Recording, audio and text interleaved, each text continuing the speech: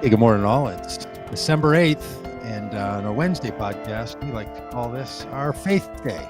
Normally, we're met by a whole cast of characters on our Wednesday morning chit chats here on the Vote Common Good podcast. Normally, it's Laura Truax and Stephanie Spalding and Dominique Gilliard and myself and Dan. Well, for a long time, it's been just them, and I, wasn't even around. But we're making some changes to what our Wednesdays are going to look like, and so you can hear from them in a few weeks. If they're your regular pals on Wednesdays, they'll be back around in some various form, one way or the other, in bits and pieces. But we'll talk more about that in a few weeks. This week, however, Dan, as we've been saying for the last 2 days, it's Ride Week. That's right. Podcast. Where we're doing a little reflecting on this bike ride we did. We did a cross-country bike ride to raise awareness around our current immigration and border practices. They're calling for that to be shaped around the common good rather than whatever we've got going on now on the border and with our immigration policies. So we're taking each one of our segments this week to talk about this. And because today is traditionally our Faith Day, we're going to talk about all the faith groups and the other nonprofit groups who are doing great work to solve for the problems that our government policies are creating. So that's going to be our topic for today. So I'm in Minneapolis. Dan Dietrich here, the producer of all of this, is in South Bend, Indiana. We'd love to know where you're from. So in the chat, let us know. And those comments show up and we have a chance to see them and say hello to us. Just let us know you're out there. It makes us feel, a little more human when we see the chit chat going on. So we'd love for you to tell us where you're coming from, and if you're a part of any kind of a nonprofit group, if you're part of a faith group, if you're part of a church or a synagogue or a mosque or a yoga studio or a meditation group, any of those things that you're part of, we'd love to hear about it. Dan, one of the things that surprised me in the work that we were doing as we put together this ride along the border and started meeting all the groups doing work with migrants along the border, it's just how many people are engaged. It's a little surprising because it's so easy to never hear about the real life stories of what goes on along our border. We can hear sometimes about if you follow politics, right? And most people don't follow politics, and they feel good about that when they do. When they do follow politics, they just feel worse about themselves. I wish I could avoid following politics, but yeah.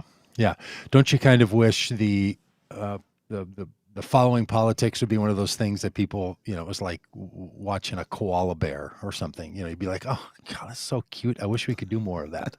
But it's not like that to most people. When they have to run into something political or politics, or just organized life as a whole, as a nation, it's it feels like a drudgery. I wish it wasn't the case. It's not that way for me. I rather enjoy it. I like politics. I read it on purpose. When I'm in my news feed and I'm scrolling through all the politics stuff and I get done with that and then I get to entertainment and sports, that's when I'm like, oh my gosh, who has time for this drama? Who has time to worry about quarterback sports teams? Yeah. So, and I know, I get it. Most people aren't that way. But if you follow politics, you might hear about immigration, but you're normally only hearing about what are we doing with the migrants and the non-citizens who are currently in the United States. There's not a lot of conversation in our broader culture about people who are yet to come into the United States, which is our border policies and our immigration policies. I should be more clear. There are a lot of our immigration policies that impact people once they're in the United States, for sure. How long someone can stay, what they can do when they're here, how they're treated when they're here, what's available to them. Like if you're an asylum seeker, this is something I learned in the course of our work. If you're an asylum seeker, you're unable to work in the United States for a set period of time once you come into the country.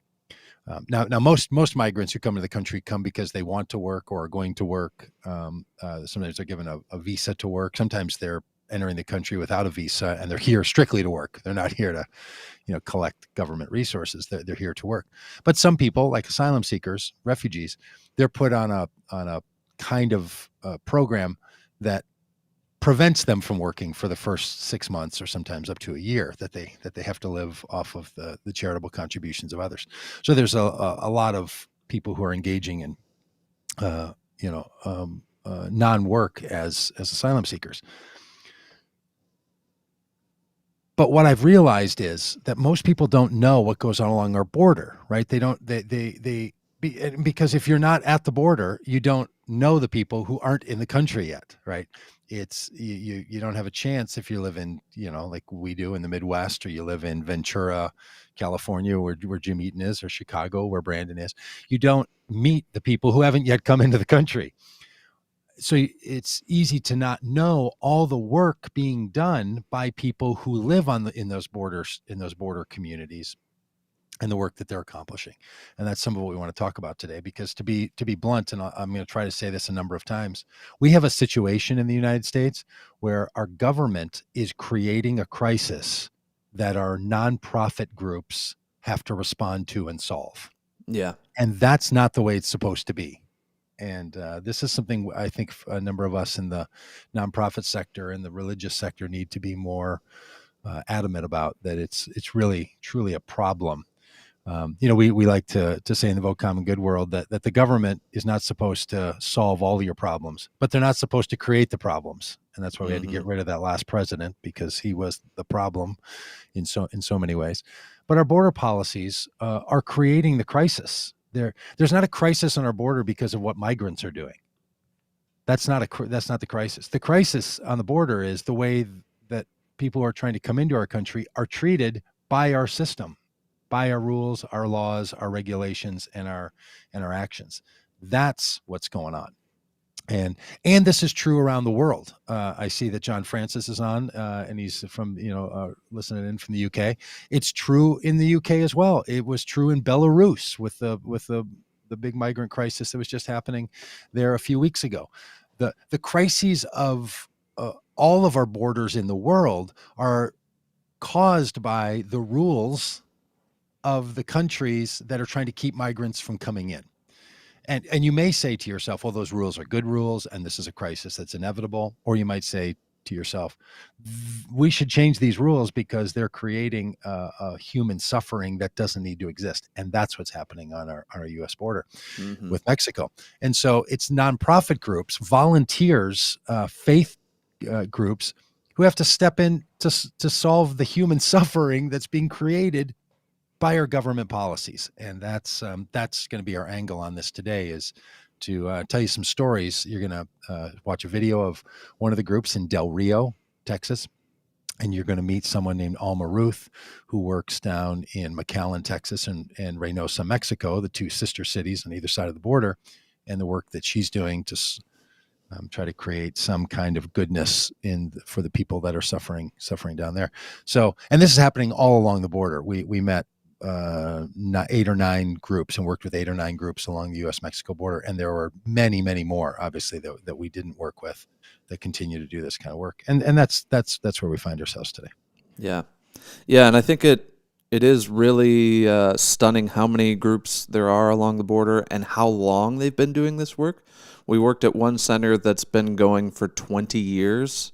It's just on the Mexico side of the U.S. border. And the process is literally Border Patrol will put people back across the border. They have nothing, maybe a backpack, and so they end up at this center for migrants who are fed there and clothed, and hopefully given an opportunity to either go home or go further along their journey. This is what's going on all along the border. This grab, detain, and then drop off process of Border Patrol. Now, I have a lot of feelings about Border Patrol. Most of them are not very good feelings that I have about Border Patrol. I'm not suggesting we shouldn't have Border Patrol. I think there should be some people dedicated to securing and working along our border and creating a safe environment for everyone. I don't believe that's what's happening with our current Border Patrol. I think our current Border Patrol practices, in my own view, Border Patrol existing inside of Homeland Security and having it exist inside of the terrorist protection attitude that is Homeland Security is very problematic. Most of what's going to happen along our U.S. border is some level of drug enforcement arms enforcement, trying to keep drugs and arms from crossing our border, both directions. By the way, a lot of people don't know this, and I didn't know this until we traveled to Mexico, that drugs come across the border into the United States, and guns go across the border from the United States into Mexico. The big exchange is guns leaving the United States. This whole gun culture, a little side note, a little potential rant here. The uh, the number of guns that are produced in the United States because they're easy to produce and they're easy to buy, that are then trafficked into Mexico and then delivered to drug and criminal cartels to use to terrorize people in Mexico and Central America, is a major cash flow, both for gun companies in the United States who are making those guns, the people who are transporting them across the US border into Mexico. And then, of course, the value of those weapons in Mexico, because they're harder to get there. So when you talk about how Mexico is violent and the drug cartels are violent and they do all these dangerous things, and why is it so lawless? If you have that attitude about the drug cartels, which you probably should, just know that they're being funded and fueled in their weaponry from the United States. And it's the gun lobby saying we should have no restriction on the guns that are created in the United States that are moving these extremely dangerous weapons into Mexico. So that's a whole other little side note, that we spend a lot of time talking about the drugs coming into the United States, as if what Border Patrol should spend its time doing is trying to stop the supply of drugs coming in the United States, rather than the United States medical system, health and human services system, spending time working on the demand side of the drug trade in the United States. Like, drug cartels in Mexico are not going to put more drugs into the United States than the American population wants to consume. Right? Of course they Yeah. wouldn't. It would devalue the drugs. That's not what they're doing. All the drugs that are coming in is because people in the United States are consuming them. Now, if the answer to that is to legalize or decriminalize drugs, then we should talk about that. But you can't stop the drug trade by trying to prevent them from coming in. You have to stop the demand. So by getting rid of the drug cartels, you could stop the trade of guns going into Mexico and drugs coming out by dealing with the drug culture in the United States. So anyway, that's part of what Border Patrol is doing, is it's spending so much of its energy focused on treating people like criminals, to the point that they treat migrants like they're criminals. I have crossed a lot of borders in my life, and just weeks ago, flew from Minneapolis into Cancun. And the only trouble getting into Cancun, Mexico, was the 45-minute line you had to make your way through to get up to customs, so they stamp your passport and let you in. There was no presumption that we were going to be treated as people that shouldn't be there. When I flew back from Cancun into Minneapolis, I got here, they just looked at us and said, where were you? I said, we were in Cancun. How long were you there? We were there for 7 days. Hey, did you have a good time? We sure did have a good time. Welcome home. Right? That's how it goes at major international airports, traveling in and out of Mexico. Dan, when you and I and Brandon and a number of others drove into Mexico to have dinner one night, and we came back through from the Mexico side into the United States there in Arizona, or maybe we were in New Mexico. Were we in New Mexico at that point? I think we were in New Mexico. We'll just say New Mexico in case somebody, unless somebody wants to correct us. We were staying in a little campground half a mile from the border, and dropped off our trailer, drove our vehicle that we're driving across the country, a black Ford Expedition with a big, hippie sunflower logo on the side that says "Love Beyond Borders" on it. Drove in, had dinner in Mexico, and then drove back out. And when we came back through, U.S. Customs then questioned us, had us move our car over to the side. We got out, had asked us to get out of the vehicle, to go into a building and sit in a waiting room while they went through our vehicle and inspected it. Mm-hmm. Turned out that just by some fluke of nature, a recording device happened to be left, an audio recording device happened to be left running inside of our vehicle. Whoops. So we could hear their conversation of what they were saying to each other. And they kind of got frustrated after 20 minutes or so of going through our vehicle, and finally then said, oh man, I really thought these guys, were up to something because they said they were on a bike trip, but there's no bikes. Yeah, they don't have any bikes here. They've told you that we have a trailer and an RV and a bike, a trailer full of bikes right up the road here where we're staying. But they thought we were drug traffickers. So they treated us like drug traffickers. Went through our vehicle and you keep your hands out of your pockets, the whole rigmarole. Because that's just the stand. This was like, I don't know, 10 o'clock at night in this sleepy little Mexico town by a sleepy little U.S. border town. And the space in between is managed by Border Patrol. And it's just crisis upon crisis. So here's what I'm getting at. Border Patrol has this process that they will detain you. They will capture you if you're not supposed to be in the United States. Then they will hold you, and then they want to dump you as fast as possible. If you're someone who's not supposed to be in the United States, they'll return you to Mexico and drop you off in a Mexican town. Now, here's what they do, and this is just heartbreaking. They will not drive you right back across the border where you were apprehended if you're not supposed to be in the country by their determination. They drive you 50 miles, 100 miles, 200 miles to another town and drop you off there.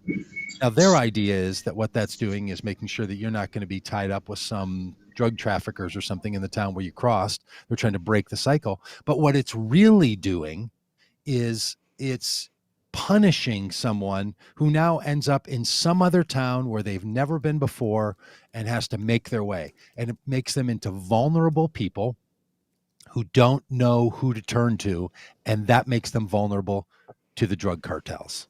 The drug cartels are controlling who traffics who comes across our border and who doesn't, and they keep track of them this way. And the U.S. Border Patrol process puts these people at risk and lands them in the hands of these drug cartels. And so the place that you were mentioning, where we were in Nogales, Mexico, at a center there for migrants, the director of the centers, told the people staying there, who've been there for a year or so, some of them that long, don't leave here, because if you get out of here, the cartels will, you'll be in their control. So stay here because this is where it's safe. Right.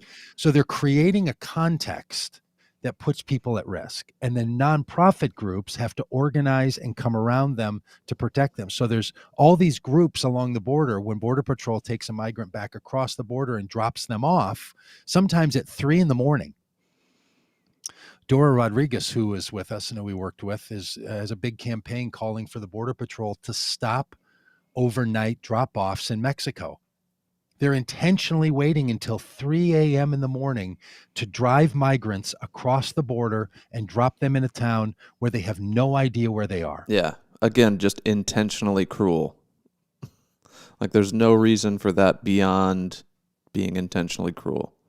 Like, what are you going to do in a strange town where you know no one at 3 a.m.? Yes. And you've got your kids with you. Yeah. Like, and so now you're vulnerable, and who's going to pick up on you? Not the U.S. Customs and Border Patrol, not the Mexican government. People that don't have your best interest in mind. This is an additional way that people who are trying to migrate end up becoming entangled with criminal actors in Mexico. So it's a problem. Now, what could Border Patrol do? Well, a lot. They're creating a context that puts human lives in struggle and jeopardy, and the nonprofit groups have to step in to solve the problem. And this is not how it should be. Like, there's a lot of work nonprofits should do. Like, in our society, we're going to have for-profit organizations. They're going to, their primary goal is to make money and to deliver products and services. We're going to have government agencies that are going to care for the collective of all of us and have to consider every single person. And then you're going to have nonprofit groups that do goodness in the world, and they're not there to be your governmental representative, but they're also not there to be somebody who's making business profit decisions. They're there simply to do good. That's the charter of nonprofit organizations. If either one of the other two entities, the private enterprise entities or the government entities, are creating the context that demands that the nonprofit groups respond, we should do something about that. Like, in other words, if some for-profit company was creating such crisis that nonprofit groups had to solve the problem, we would ask the for-profit company to stop creating the problem. We should do the same thing when it's our own U.S. policies that are creating these problems. Mm-hmm. And they are. What Border Patrol's attitude is, we want these people out of our jurisdiction as fast as possible. So the migrants that we described when they're taken back into Mexico, that's how that functions. You're going to hear from Alma Ruth. She'll talk to you about how people have been dropped off in McAllen, or taken from McAllen, Texas, dropped off in Reynosa, and then what they're doing to provide some care for these people who now are in dire straits. The other group are asylum seekers who are welcomed into the United States.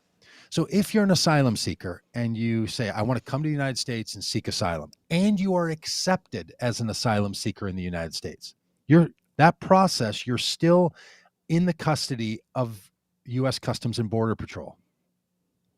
The policy then of U.S. Customs and Border Patrol is, once you get into the country and they've processed your paperwork, they don't want to deal with you anymore. Mm-hmm. So in Del Rio, the head of Customs and Border Patrol for the Del Rio sector reached out, and you're going to see a video about this that we recorded, and you'll meet some of these people I'm going to be describing here. The head of Border Patrol and Customs in Del Rio reached out to faith leaders and said, hey, we've got a problem. There's a surge of asylum seekers coming into the United States in 2019.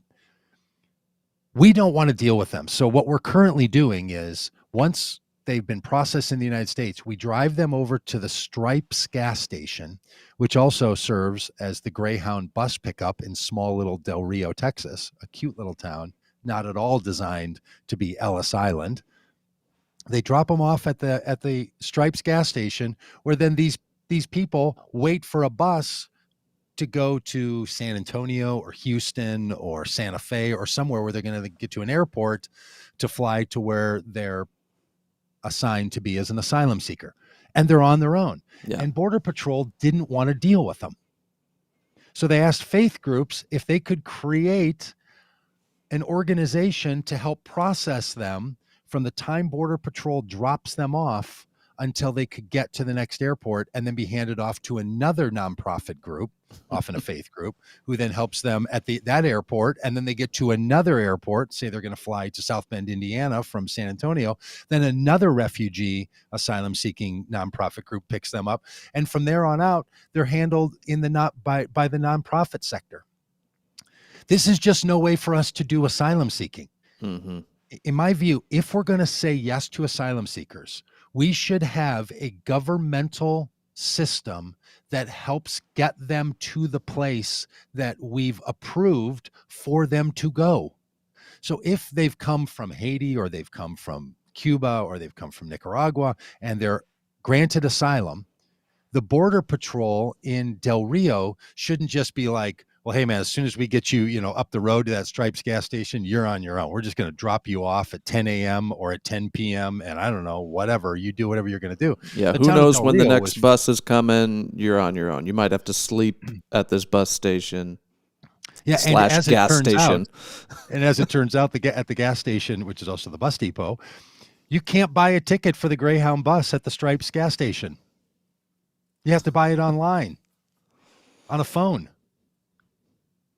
These are asylum seekers. Many of them don't have a data plan where they can buy a ticket. Yeah. So what the group that we met in Del Rio called the Valverde Humanitarian Coalition, Valverde is the name of their county, what they put together, and you're going to meet these people, is the process to help people buy their bus tickets, have a little bit of care. They deliver to them a backpack with just some basic essentials in it, because most asylum seekers have children with them. So they're small little babies. The day that we were there were small little babies and little kids, and maybe with a mom, or maybe a mom and a dad. And these people have gone through incredibly difficult situations to wind up at the U.S.-Mexico border seeking asylum. Mm-hmm. Sometimes from Venezuela or from Cuba or from Haiti. Months-long Central journeys. America. Yeah. I mean, it's incredibly difficult, and they're so vulnerable. So they get dropped off at this center that Tiffany and Sean and others have put together, that's doing incredible level of work. because the U.S. Border Patrol and Customs and U.S. policy basically says these asylum seekers are no longer our problem. Like it's their problem to keep them from coming to the United States. Then they treat it as their problem. It's their problem when they apprehend them. It's their problem when they interview them. And as soon as they're granted asylum, it's like hot potato. They want to dump them off. So we were there, and you'll see this in the video. We were there while a Border Patrol and Customs bus pulled up. A Customs and Border Patrol agent came out with a manifesto in his hand. And he says to Tiffany, "Here they are." She goes, "Oh, is this all it is now?" And there were like 15 or 18 of them at the time. And that was a small group. She said, "Oh, I just thought it was a bigger group coming today." So they brought them into a room, gave them an orientation, said, "Here's how you're going to buy your ticket. We'll help you." Like, they come up with their own money to buy their bus ticket. They can't keep them overnight, but they did have a small place for them to clean up and to use the bathroom, and then gave each of them a backpack with some resources in it. When I asked Tiffany how they fund all this, she said just off private donations, and none of them are paid. They're doing this as volunteers. And an Amazon wish list. And an Amazon wish list for filling the backpacks. Mm-hmm. We spend $19 million per mile on the border wall. We spend millions of dollars on Border Patrol agents with Humvees and drones and tanks and infrared. We do spend so much money to make sure people are identified when they come into the country. And then as soon as they're welcomed in, they get turned over to a group of volunteers that have to raise their own money to rent a facility from the city of Del Rio so they can process asylum seekers on their own. So whether you're an asylum seeker who's welcomed into the United States or a migrant who's returned back to Mexico, the way our policies work is creating these crises that on both sides of the border, it's nonprofit groups and often faith groups who are having to solve that problem. It's truly remarkable. And what these people pull up in just 2021, in the midst of a pandemic, when the Remain in Mexico for asylum seekers plan has been in place, the Valverde Humanitarian Coalition, the small little group that processes people in Del Rio, processed more than 26,000 asylum seekers. How they're pulling this off. The day we were there, we were unloading trucks with baby formula and women's health supplies and basic goods that were donated from Walmart in a big truck, and we had to unload it. These people are doing unbelievably, incredibly hard work. And to watch the Customs and Border Patrol pull up in a big, expensive bus with multiple staff, get these people off the bus and then dump them onto these volunteers. At one moment, I'm looking at these volunteers and thinking, you are heroes. And at the other moment, I'm looking at our federal government and being like, are you kidding me? Mm-hmm. Like, you well-paid government employees are going to dump these human beings now and their responsibility off on these other volunteers? How do you sleep at night? And why do we have a program and processes by which this is normal? It was Border Patrol that came to these people and asked them to create this system. It's just unbelievable. So, this is what we want to raise today. So, you think it's a good time to share that video, or do you have something else, Dan, you wanted to? Yeah, we've got Alma on with us. Do we want to play the video now? Let's show this video. And then we'll introduce let's Alma. show the video of Del Rio, and then we can talk to Alma. Alma Ruth is in Texas, a little further south, and the situation I was describing earlier, where the people who are returned to Mexico, Alma Ruth will tell us about that. This video is going to tell you about the work being done by the people that are in Del Rio and helping the asylum seekers come in and having to create a whole system and structure to replicate and solve the problem that our border policies are creating. Yeah, let's take a look. Hey Dave, this is Tiffany at Valverde Border Humanitarian Coalition. Okay, so I'll call the airport, and just so you know, they are on their way. ISIS.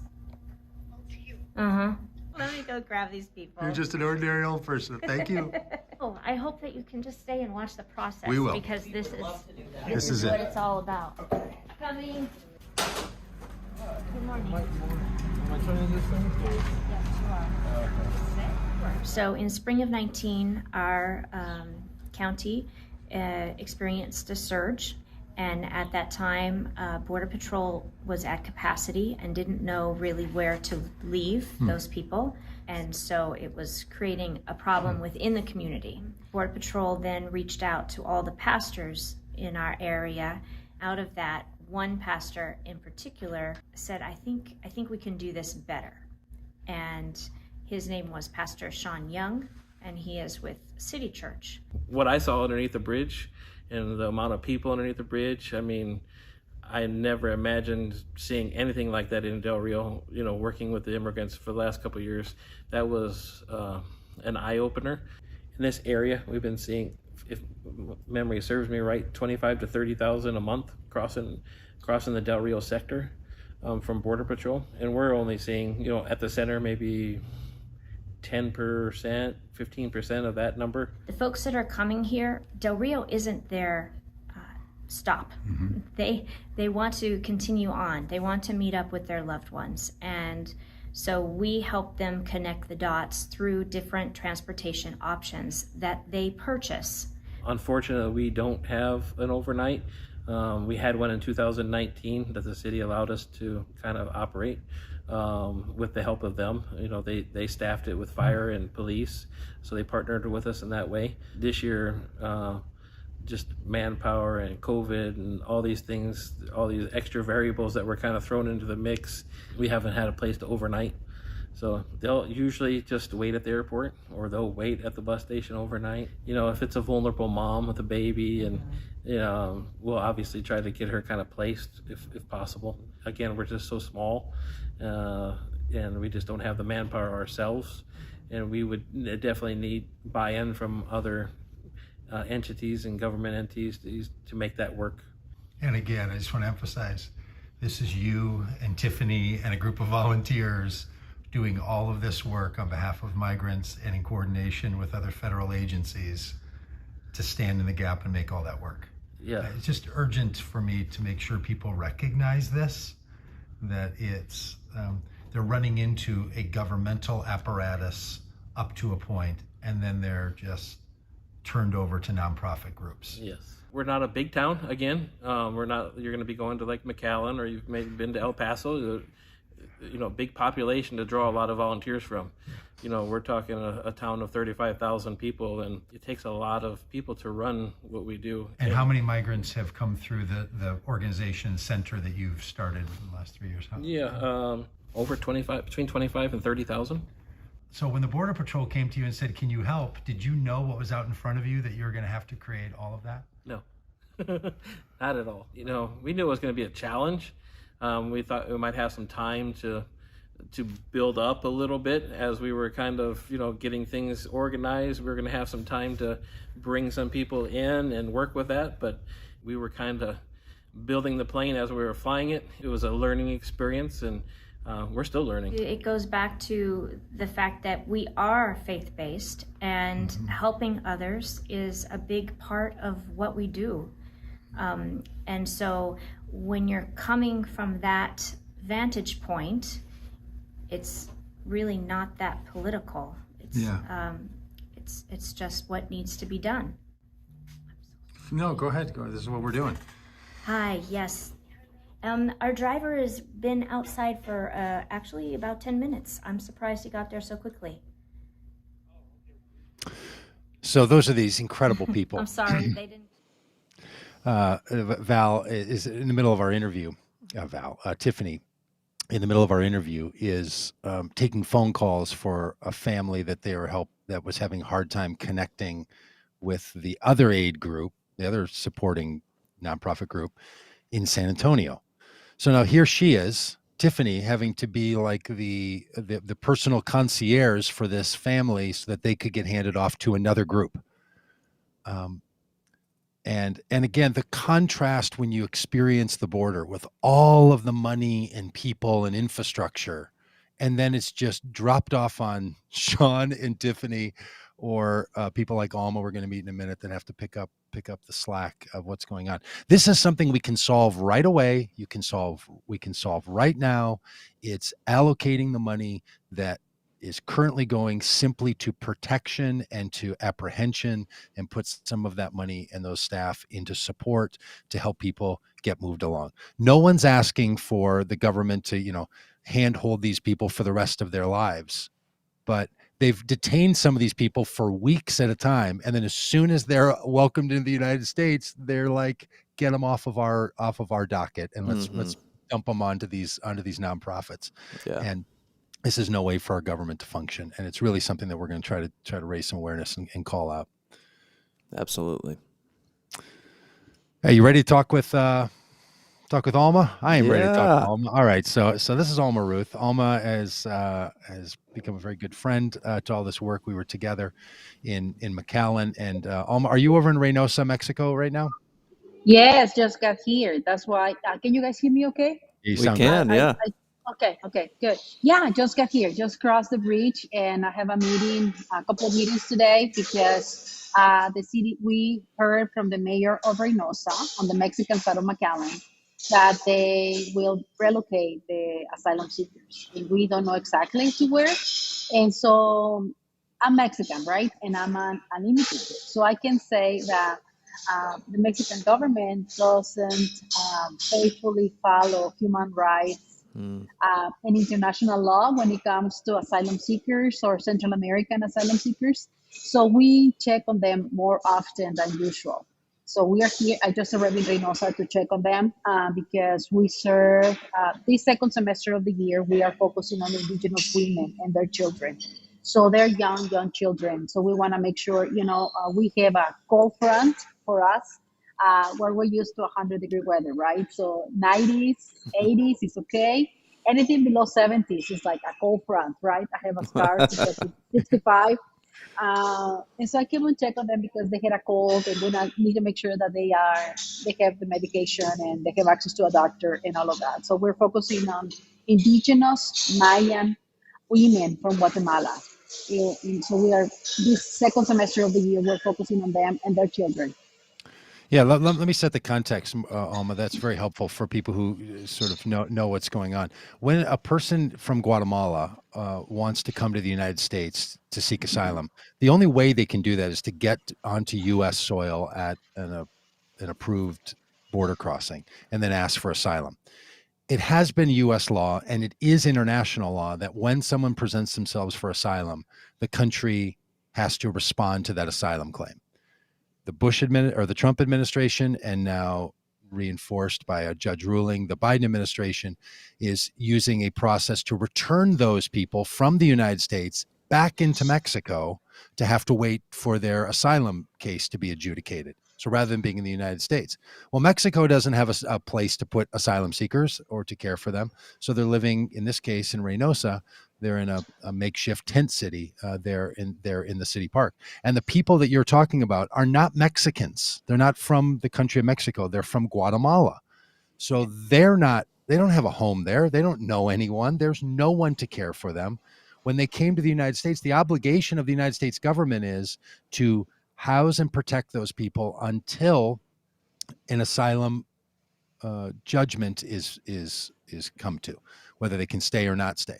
But instead, what the United States is now doing is keeping them back in Mexico on their own, and like, well, we'll be in touch. We'll get a hold of you. And the only people then who are worried about them, because they're not Mexican citizens, so they're not on the docket of the Mexican government, and they're not U.S. obligation anymore because our Border Patrol in the United States has chosen to dump them off into Mexico. So it's people like you and the others that have to care for these folks. And as you've said so many times so eloquently, indigenous women from Guatemala in the hierarchy of culture are very often the lowest level in those encampments, much like people would know that indigenous peoples in the United States are often thought of in ways that are not very charitable or very kind. The same thing is happening in those environments. So these are extremely vulnerable young mothers with their sons. Is that right? Does that sum it up pretty well? Yeah, and I would like to add that there's not a way to request asylum from the bridge, right? International law says you're allowed to request asylum when you get to the point of entry. Well, we in Mexico and Texas, the international boundary is the Rio Grande River, right? That's our international boundary. Well, in the middle of on the international bridge, when you walk towards the point of entry, if you into the U.S., you have to show your documents, or you can request asylum to the American officer for Customs and Border Patrol that I'm here to request asylum, right? Well, they can't do that because in the middle of the bridge, you have a checkpoint for Customs and Border Patrol guarded by American officers that they request to see your documents in order to continue walking to the point of entry. So these people are turned back in the middle of the river, on the middle of the international bridge, without any hope to request asylum at the point of entry, because Yeah. international law says you need to go to the point of entry to request asylum. Well, these people have no access to the point of entry. They Hmm. cannot. There is a checkpoint there, which is not legal according to international law, because you are forbidden the people to request asylum, right? So we have in the middle of the bridge a checkpoint guarded by armed Customs and Border Patrol agents. And you cannot go past that. As you guys saw it coming back into the US, is the checkpoint with barbed wire, anti-riot gear in the middle of the bridge. And these people cannot do that. So there's not a safe path for the people who have a valid case to request asylum. Hmm. So these people are at the hands and the mercy, which is none, of organized crime. So a lot of these people cross with the cartels, and it's organized crime, and it's no joke with that. It's a transnational network of evil and darkness, and that takes advantage of children and women the same. They care less who dies or who lives. Hmm. So these people get deceived in their villages. They pay the smuggler, or they sell their cow in order to pay the smugglers. They come to the border, they cross the river, they get caught by American Border Patrol, they get processed. It can take an hour, it can take 2 days, and then they get returned. So what we saw happening in the summer is that I live in the McAllen-Reynosa region of the Mexico-Texas border that is called the Rio Grande Valley. Well, there were so many people being returned last summer and this summer that American Border Patrol will fly them horizontally. They were caught in McAllen Reynosa, and they will fly them to El Paso. So Yeah. these people are thinking, oh, they're gonna send me to my family. I told them I have family waiting for me, so they're gonna send me there. And then next thing you know, they're deporting you to El Paso, Ciudad Juarez, which is on a bus from McAllen Reynosa. I took a bus from McAllen to El Paso. It's like 20 hours. Ugh. And I so, know. I rode a you know, bike from El Paso to McAllen. It was 5 days, exactly, 8 days. It's a exactly. long way. And so these people are returning over there. They're on a plane, so they're thinking, oh, they're sending me to my family. Well, next thing you know, they're being deported to Juarez, which is more dangerous than Reynosa, if that can be possible. It was like, what am I gonna do? And so you can Google it. Women being deported to Juarez, kneeling down, breaking down, children crying, diapers having been changed in days, just collapsing on the Yeah. bridge. What am I doing here? I paid the cartel in Reynosa McAllen. This is a different cartel. They're gonna kill me. Yeah. They brand them with bracelets. And so it is a huge humanitarian crisis. And right now, in our time in history, how do we respond as people of faith is going to mark us. I think we are in the height of a humanitarian crisis Yep. equivalent to Second World War II. Hmm. Seriously, how we turn away Anna Frank and her parents is the same that we're doing right now. Yeah. And it is, I'm not exaggerating, I'm not joking. I'm an immigrant. So, I come from northern Mexico, and I didn't come to the Rio Grande Valley, to the border, to work with asylum seekers. I came for another mission and another purpose. But the Lord slowly guided me to serve these people, because I'm thinking, well, Guatemala is highly percentage Christian evangelical. I've met dozens of missionaries to Guatemala. I've met dozens of churches that take missionary trips to Guatemala. Mm-hmm. So they're good, right? I mean, it's not Cuba. I lived in Cuba. So it's not Cuba, so they're good. They're good to go.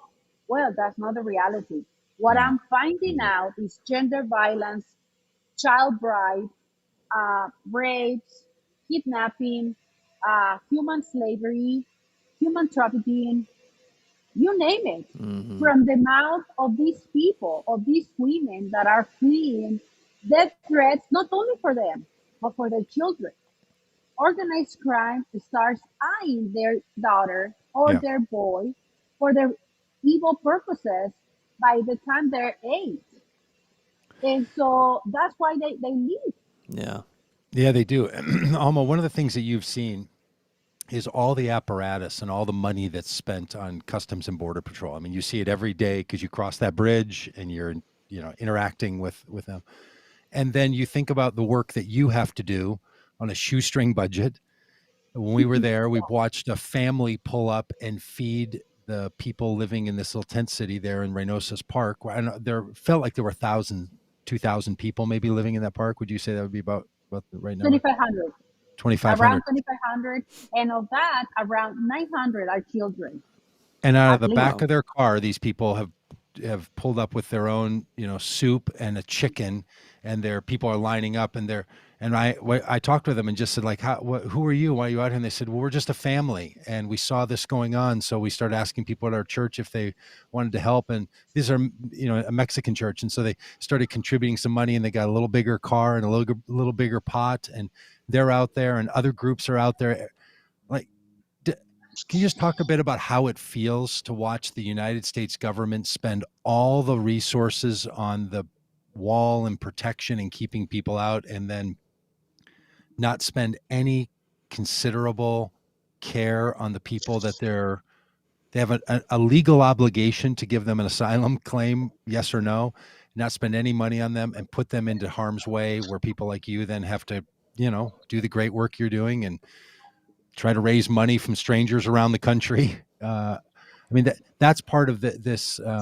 Like, you're only doing this work because the U.S. policy is not being followed in a way that's right and humane, right? Yes, yes, absolutely. And I am an immigrant, so I know what it's like to have hardships, and but the situation at the border is dire. It is dire. The way that we are playing with the lives of children is unthinkable. So I would, with all my heart, invite the pro-life audience to think that all life is sacred, including in immigration. Mm-hmm. And the majority of these people are people of faith. The majority of the people we serve, from the Buddhists in Guatemala, from the highlands in Guatemala that speak broken Spanish, are people of faith, are Christian evangelicals, Baptists, Pentecostals, non-denominational. The majority of the people we serve are Christian evangelicals. And so we have, as people of faith, because of our faith, not because of our politics, our faith should shape our behavior. Our faith should shape our response to this humanitarian crisis, because the eyes of the world are watching us and they will copy how we treat these people. Yeah. Every single person that I have talked to and I have helped in the past 2 years, because my organization is just turning 2 years this month, they have not received a meal while they're in American custody. Wow. I will repeat this. None of the children and women that I have helped and served have received a meal while in American custody. Ugh. None of them. I had a newborn baby with a mom. She gave birth at the Matamoros camp. They were held there several days, and they gave a little thing of milk, an orange, and she was nursing. And they didn't give her a change of clothes. So they were shivering in the air conditioner cell that they put it in with a newborn baby. Mm-hmm. And I can give you the information. They, praise God, they crossed a year ago. No, in March. So we are trying to help them to request a fund Mhm. to process asylum. And so for me, they are in American soil. They are in American federal agency custody. You need to feed the people. Yeah. You need to Yeah. give them water. Seriously, you need to do that. Yeah, just And, basic and human rights. yeah, and we should request Amnesty International, Human Rights Watch, and all those organizations. They need to be in there, in those eyes. You know, who is supervising ICE? Who is supervising Customs and Border Patrol? Yeah. Who Nobody is in is. charge of those people? You know, like, I'm an immigrant. Hopefully, in March next year, I will be able to apply for citizenship. But even crossing, as often as I cross, I still get nervous. And I pray that the border agent is in a good mood and I can answer the questions as he wants to or as she wants to, because they are the ultimate law Yeah. holding my Right. permanent resident card. So, Right. you know, And it doesn't feel I like equal justice under the law, does it? It feels like equal justice if the no, person you're no. talking to decides I they want to go treat you in one way versus the other way. Yep. exactly. So It's you not how have it's the supposed to first go. checkpoint, and then you have the other checkpoint, and they interrogate you and they take your picture. Every time I cross, they take my picture. What are you Yep. doing? What are you doing there? Why do you go there? All these questions every single time. And my children, because my children come with me when we have a lot of donations, so they help me and they come and play with the refugee children, and they the same questions. And one time they separated me from my children, Mm. and I answer for my youngest boy who's just turned 12, and an Anglo border patrol agent, which are rare. Those are rare. She intervened. And women are the worst, with all due respect, but they are mean. And she intervened and she says, "You cannot answer. Let them answer." And they separated them. They cannot do that. They're mine. You know, I am responsible for my boys. Mm. And how a federal agent is questioning my children without Yeah. me. They Yeah. shouldn't do that. So, you know, so that we did that. We see that every week. We see Yeah. that, and nobody can do anything about it. My son just joined Boy Scouts. His leader, U.S. born Hispanic American leader.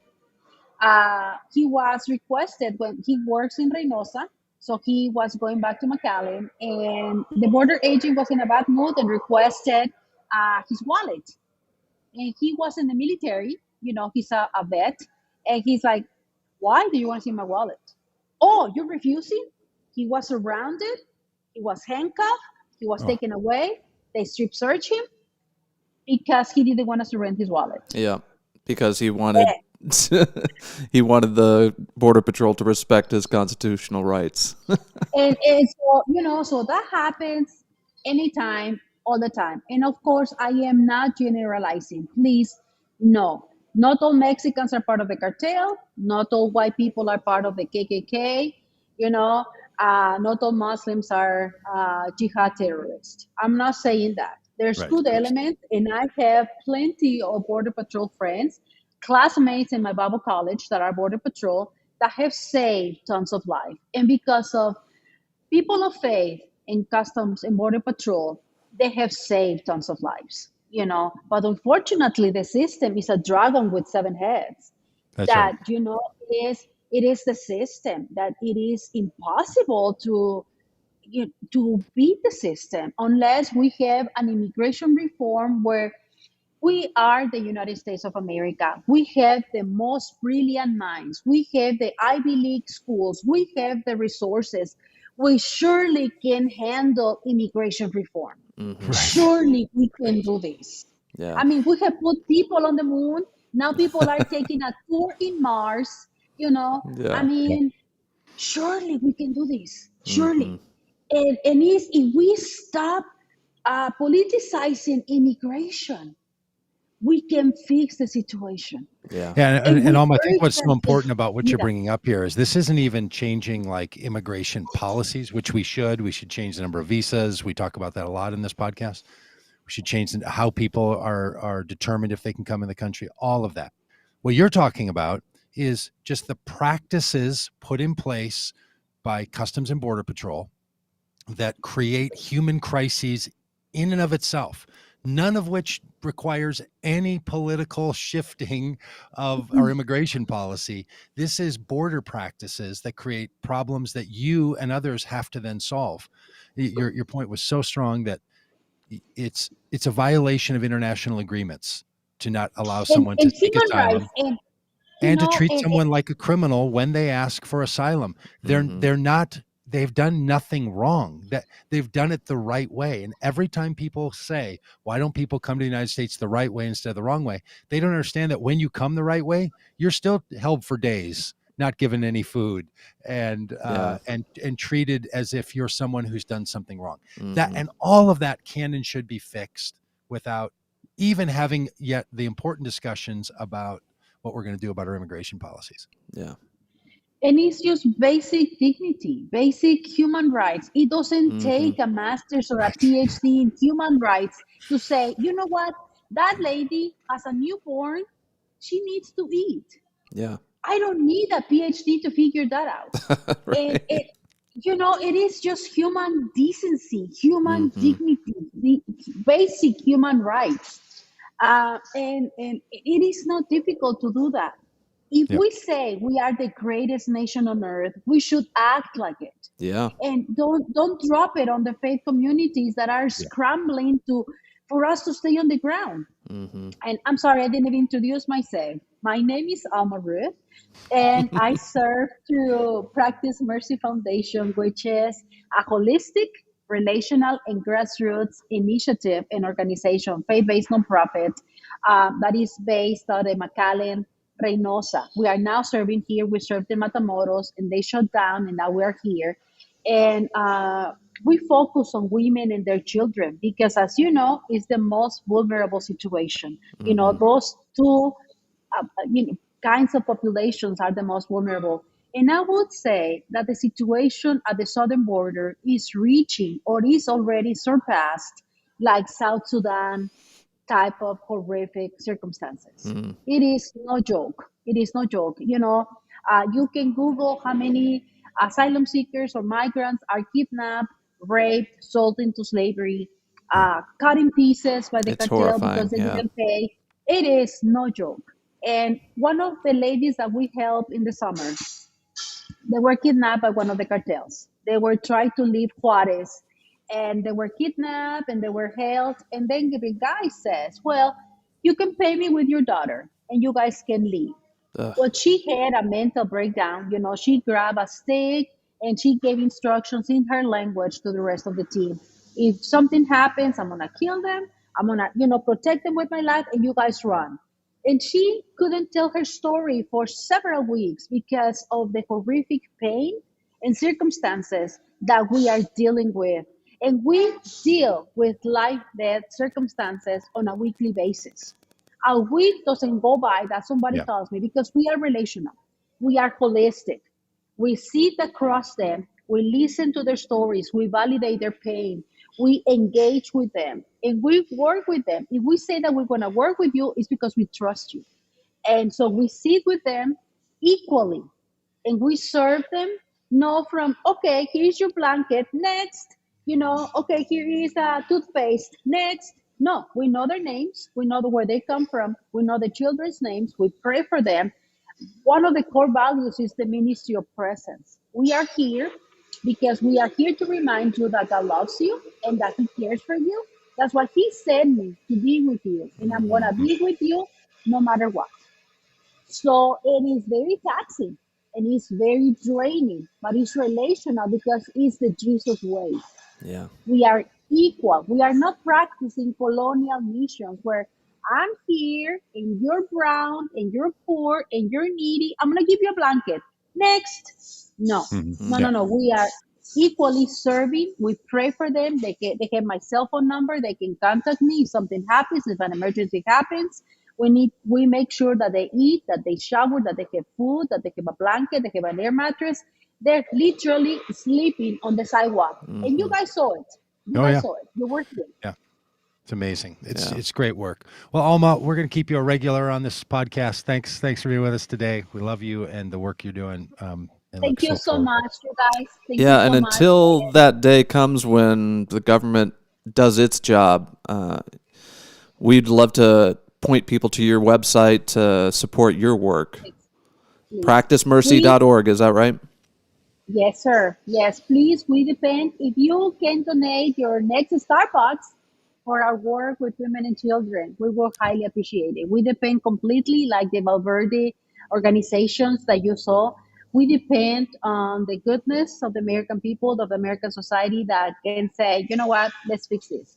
And we are here on the ground. I'm in Reynosa, which is, if you go to Homeland Security, it's like level 4. It's like Iraq and Syria. Wow. So we come weekly. You know, we spent Thanksgiving with our friends. We took them to the movies for the first time. They were thrilled. And we remind them that they're human, Yeah, and they have the equal value that I do, equally. The children have the same value as my children. And they are in the way for healing, in the way to dignity, in the way of self-sufficiency. And just by being with them, we don't have much to give them, but the basic and what we have, you know, like the little boy that came to Jesus and here's my fish, here's my bread, what can you do? That's what we're doing. And That's it's beautiful. a beautiful way to share our faith. And they say, so why do you want to help us? Because Jesus sent me to help you. Yeah. You know, and as we celebrate his birth, I invite you to pray for refugees to come and see us for a weekend. I promise to feed Totally. you well. And the guys know that. It's So, true. Yeah, and we're going to help with that too, and get some people down there to see this because you know, it's one of those situations that it really does require being there and seeing it.